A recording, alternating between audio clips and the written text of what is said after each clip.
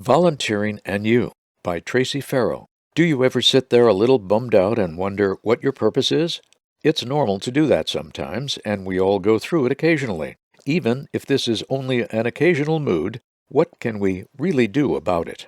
On another side of the fence, have you ever asked someone in an official capacity for information, directions, or advice? Was the response useful to you? More than likely, the person was a volunteer of some kind and did indeed provide at least some tidbit of information or help that was of value to you. Again, returning to you as the source of the help, if you've ever answered a question about your blindness, offered advice on how to use the cane, told someone where to get additional help, lent an ear to the new guy or gal at the BRC, or recruited somebody to BVA, then you've already volunteered, perhaps without realizing it. BVA is soon to graduate its first class of ambassadors. You may have heard that this program is mandatory for volunteers. Although this is not true, ambassador training certainly does help. Volunteering is a willingness to help, while the ambassadorship gives you the knowledge to intelligently promote BVA. There are right and wrong ways to do both, however. First, let's look at volunteering with VA. The easiest way to get involved is to go to your local VA Community Development and Civic Engagement (CDCE) office. You may remember it as the VA Volunteer Services Office, as it was previously known. The CDC is the starting point to get you into the VA information system. Once you are recognized at VA, a blood test and a background check will be administered. You will then participate in training for a day and receive an identification badge. Following that, all you have to do is show up, let them know how many hours you are donating, and, if it's 6 hours or more, pick up your meal ticket to have lunch at the canteen if one exists. Tracking the hours is easy. Please ensure that the hours are allocated to BVA.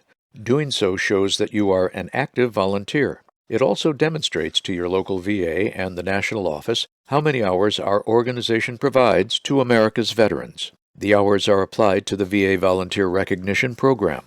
On an annual basis, VA recognizes volunteers with special presentations based on the number of hours donated.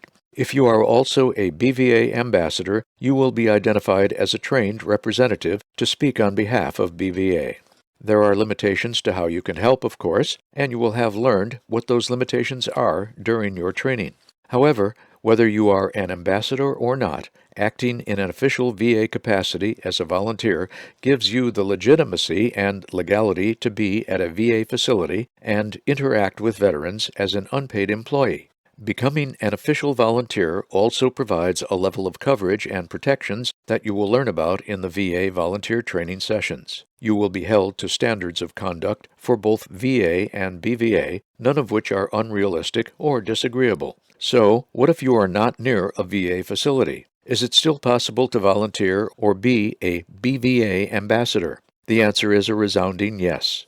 Other likely places at which you can volunteer are the fraternal national VSOs, such as the American Legion and Veterans of Foreign Wars on the local level. Charitable organizations are another great option. Most of these organizations do not require any specialized training, security, clearances, memberships, etc. Those that do have such requirements will likely communicate them at the very beginning of the application process. If you have completed the ambassador training, feel free to reach out and look for opportunities to serve.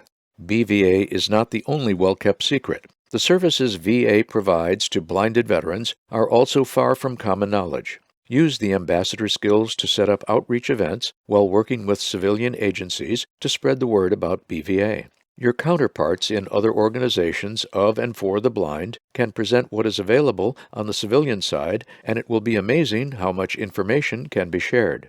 Ask your visual impairment service team coordinators and blind rehabilitation outpatient specialists to come and represent VA at such events if at all possible.